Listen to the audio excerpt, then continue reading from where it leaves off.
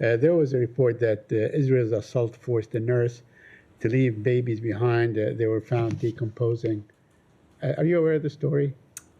I am aware of that report, Okay. Said. And do you take it as it happened, or if it did happen, is that a war crime?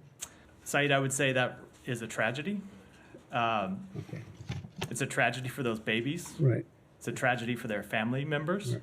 It's a tragedy for the Palestinian people, and it is a tragedy for the world.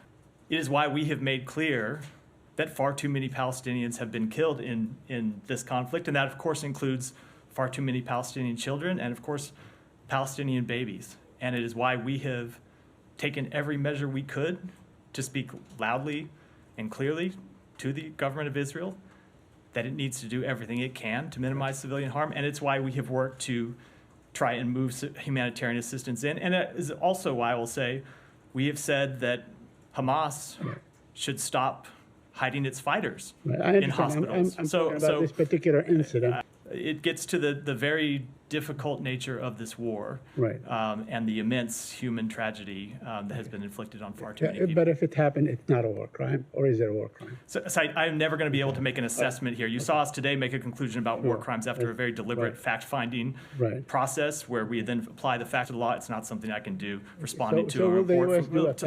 Just please let me finish my answers before you interrupt. I will take all of your questions. Sure. It is not something I can do responding to a report from the podium.